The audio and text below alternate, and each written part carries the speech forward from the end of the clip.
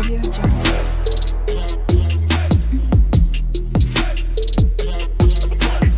Audio Jungle.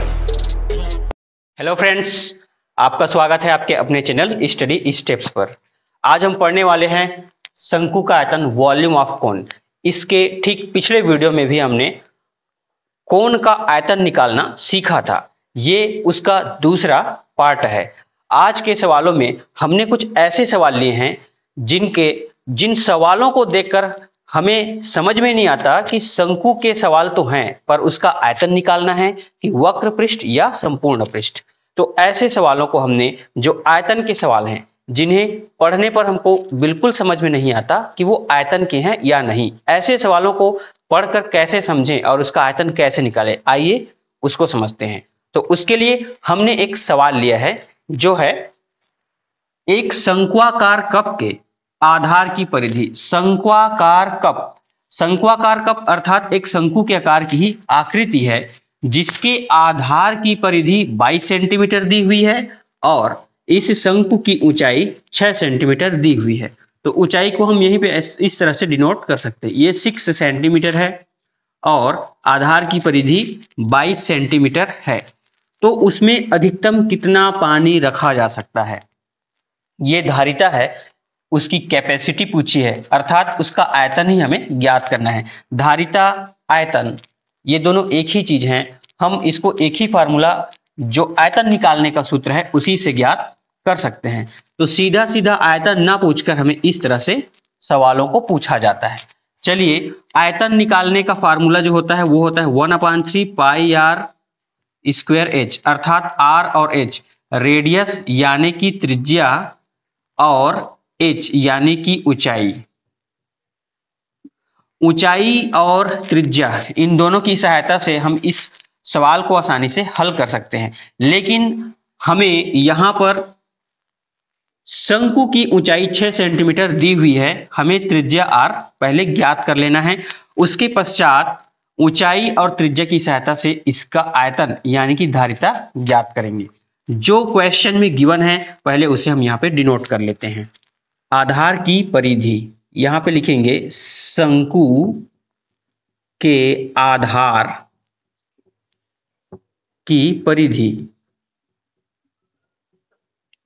हमको यहां पर यह समझना है कि शंकु का आधार एक वृत्ताकार होता है। चूंकि एक वृत्त होता है और वृत्त की परिधि 2 पाई आर होती है, तो शंकु का आधार भी एक वृत्त ही होता है।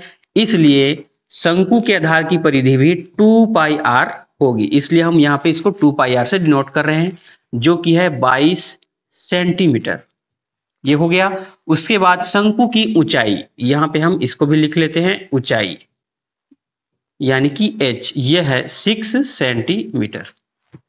ऊंचाई तो हमें प्राप्त है। अब यहां से हम त्रिज्या निकालेंगे। हमें आयतन पूछा गया है, आयतन, इस क्वेश्चन मार्क, हमें इसको ज्ञात करना है। तो आयतन निकालने से पहले हम त्रिज्या निकाल लेते हैं। तो हम यहीं से त्रिज्या निकालेंगे 2 पाई आर। सिंस 2 पाई आर अर्थात ये परिधि है जो कि है 22 सेंटीमीटर। यहाँ पे पाई की वैल्यू को पुट ऑन करेंगे और आर की वैल्यू निकालेंगे। ये हो गया 2, पाई की वैल्यू है 22/7। आर का वैल्यू हमको निकालना है, आर ही लिखेंगे, यहाँ पे लिख देंगे 22। अब यहां से हम आर की वैल्यू फाइंड करेंगे। तो आर की वैल्यू निकालने के लिए यहां पर जितने नंबर्स हैं वो उधर जाएंगे, अर्थात पलट कर हमको लिखना है। जो मल्टीप्लाई है वो डिवाइड में और जो डिवाइड है वो मल्टीप्लाई में। तो सबसे पहले जो 22 उधर लिखा है उसको लिखेंगे। उसके पश्चात यहाँ पे जितने नंबर हैं, जैसे कि 2 गुणा 22, तो ये ऊपर में है उसको नीचे में, और अपॉन 7 जो नीचे में था उसको ऊपर में, इस तरह से हम लिखेंगे। तो 2 × 22 ये नीचे हो जाएगा। अब यहीं से हम सॉल्व कर सकते हैं। ये हो गया 22 एकम 22, 22 एकम 22।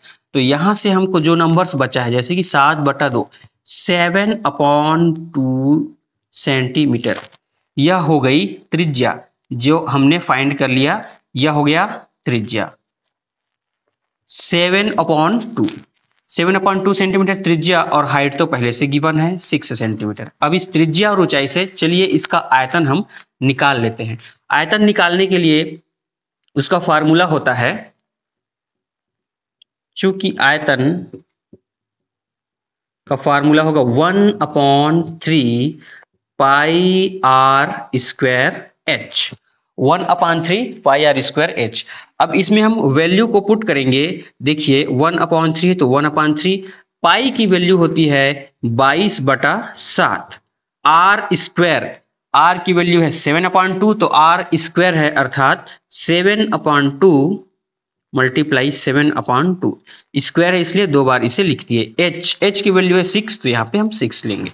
अब यहाँ पे हमको बहुत सावधानी से डिवाइड करना है और मल्टीप्लाई करना है। देखिए यहाँ पर 7 है नीचे में और एक 7 ऊपर है तो यहीं पे हम इसको कैंसिल आउट कर सकते। 7 7 7 एकम ये कट गया, ठीक है। अब यहाँ से 3 एकम 3 और 3 दूने 6। अब इतना करने के बाद जो नंबर्स लिखे हैं उसको आसानी से लिख सकते हैं ताकि कॉम्प्लेक्स ज्यादा ना हो। देखिए यहाँ पे 22 गुणा 7 गुणा 2 ऊपर में है 22 गुणा 7 गुणा 2, 22 गुणा 7 गुणा 2 और नीचे में जो नंबर्स लिखे हैं 2 गुणा 2 तो उसको हम यहाँ पे लिख लेते हैं 2 गुणा 2। अब 1 2 से तो ऊपर वाले 2 को हम कटा ही सकते हैं, 2 एकम 2 2 एकम 2 ये कट गया। अब 1 2 और बचा है उससे हम 22 को डिवाइड कर सकते हैं तो 2 एकम 2 और ये हो गया 2 एकम 2 2 एकम 2 यानी कि 2 11 22। अब जो नंबर्स बच गए उसको हम लिख लेंगे। यहाँ पे बचा 11 और गुणा 7, 11 गुणा 7 नीचे में 1 है उसको लिखने की आवश्यकता नहीं है तो 11 गुणा 7 यानी कि 11 सत्ते 77 सेंटीमीटर क्यूब।